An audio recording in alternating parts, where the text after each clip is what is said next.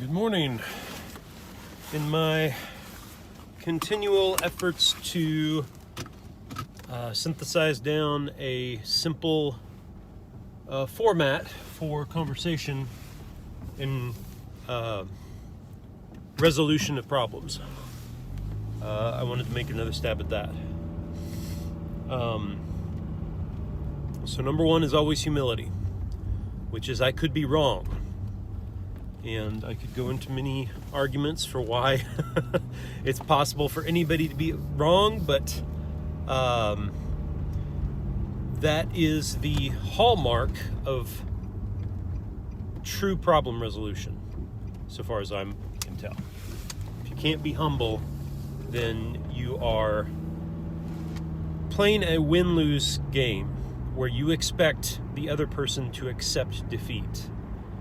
Instead of working towards mutual understanding and common ground. And speaking of common ground, that would be the second essential. And common ground here is that which a group has in common, and only that. That which they do not find in common is the personal sphere. And that could be personal for an individual or for a group, so long as it is understood that when you encounter other groups, the personal no longer is in the common. And so that takes a bit of work. And in fact, there's something to be said for the idea that once we've established what counts, what thinking is required to discover what is personal and what is common, and to divide those, things will get a lot easier. And the only thing that'll mess that up is the next point. Gosh, this has got a great flow. How did that happen? This next point is what I will call the personalities of the innovator and the stabilizer. These are extremely common personality types. If you know someone who is neat and orderly, likes to structure things, likes things predictable, they are good with managing and with finishing jobs, you have found a stabilizer. If you meet someone who is always on to the next project, is excited about new things, and is forward thinking and looking to solve problems all the time instead of squelch them, unfortunately, but then you've met a innovator.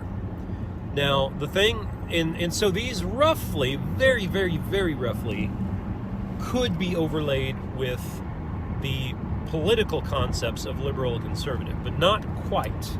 I want to make that clear, because, for instance, there are stabilizers in the Liberal Party. If there were not, the Liberal Party would not be a party. It would just be a loose affiliation of people who complain about the conservatives. Instead, they have substance, and that is because of the stabilizers within the innovators. So stabilizers and innovators, that's a spectrum, right? That is not a either-or scenario. That is, you are somewhere in this spectrum between those. And it could even be not just a spectrum, but an X and Y axis, so that you can be low in both, or you can be high in both. That may sound contradictory, but it's fairly true. You can get people who are very good at stabilizing a situation, but then can completely flip and get good at innovating on top of that stabilization. And then once you've destabilized things with your innovation, they're good at stabilizing again. It's not unheard of, it's just rare. What it would look like to be low in both, I guess that's a person who doesn't do much, honestly.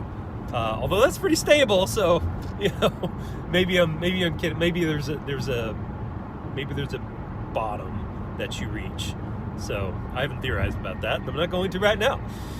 Okay, so those I would say are the three. So humility, commonality, and the two personalities. Those are kind of the three cornerstones, if you will, that I'm going to try to build the rest of this off of. If you don't have those, then what comes next will not work the way it's intended. I should say, it's important to note that the stabilizers and the innovators need each other. The innovators need the stabilizers to reestablish order, social order, and productive order, and personal order, once the innovators have destabilized everything with new things, right? Or even with just the experimentation with new things, because it's not obvious that every innovation ends in a productive game. A lot of the time it needs stabilizers to come in and say, okay, that didn't work, that didn't work, that didn't work, that has promise, we'll work on that, that has promise, hey, we can combine these two, etc. But they're both important. They're both very important. All right, so what this lens requires is for stabilizers and innovators to have conversations, to get together on a regular basis and hash through things, to identify problems and, in fact, negotiate for their common existence. Meaning, I'm an innovator with a personal vision of what needs to be changed, what the problems are, and you are a stabilizer who sees the way the current structure is existent and believes that it's far better that we have a stable structure than not, because it would be really bad. A lot of people would die if all the lights went off and the food trucks stopped coming into town. That's kind of the vision of the stabilizer, at least certain extreme stabilizers. They see the dangers and they're like, oh my gosh, if we break this, all hell breaks loose, literally. So what we have to do is have conversations. And we have to have conversations not in a win-lose way where I'm going to win this argument, I'm going to bludgeon you, I'm going to make fun of you, I'm going to fact you to death, or I'm going to emotion you to death, or cancel you. But actually talk, and hear, and evolve a secondary vision from one's personal vision. The secondary vision being commonality. And if we can do that, and the key to understanding commonality is, in commonality, it is okay. It's okay and encouraged and a relief even to negotiate towards compromise. Because in this context, compromise is not giving up your personal sphere. It is recognizing that they have stuff you don't want in the commons, and you have stuff they don't want in the commons, because we have to live together on the same planet, in the same nation, in the same state, in the same city, in the same neighborhood, sometimes in the same house. And in order to do that peacefully and in a way that productively changes the world towards the good, we have to negotiate with each other. All right. It's going pretty good. So what does that look like? I would suggest there's the negotiation for problems, then there's the negotiation for solutions. And when that has happened, I would additionally suggest that whatever resolution is discovered, doesn't matter what level of state, city, home, neighborhood layer we're talking about, we do something like a contract.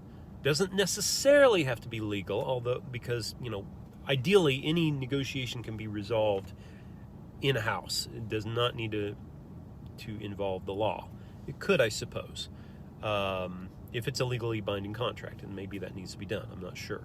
But if both players are intent on being honest and good faith actors, then you simply delineate in the contract what happens if the contract is not followed. It doesn't have to be huge fines. It just needs, it could be a slap on the wrist, but with the understanding that if somebody's breaking their contract, you're not going to want to do further contracts with them, which is bad. So maybe, I don't know, you judge for yourself how big the consequences need to be. But the main issue is not that. The main issue is that you continue to innovate the stabilized solutions, because it is part of humility is understanding that whatever stabilization we arrive at will not be the absolute certain bedrock that we need as a race to be as productive and joy-filled and etc. as possible. Aiming towards the good is a continuous correction process, I would argue. But it is also being humble enough to realize that not all innovations are good, that some will be destructive. And so we have to be able to go, okay, I thought I had a great idea there, but I can see where this is not going to be helpful. And being open to that before we try to change the entire system and see things begin to kilter and break down. Whatever that system means, again. So we have once you get through that process, once you've gotten the contract written up and agreed upon with whatever consequences, it needs to have certain time limits. It needs to be up for review so often. It doesn't last forever. It needs to come into being slowly, and only when enough people are around to agree with it, so that it's not pressure that society does not need. So it's a lot of it is selling the contract. Hey, would you sign this contract? Would you be a part of this? These are the reasons why. These are the problems it solves. This is how it upgrades human society. And if that can be done, then the contract comes up. It comes active once enough people are signed onto it. And of course, if it's a family, then it's 5 people, but that's not the point. So we have the I'm not going to do a review. I was about to do a review, but I got to go to work. I hope that was useful. Thank you for your time.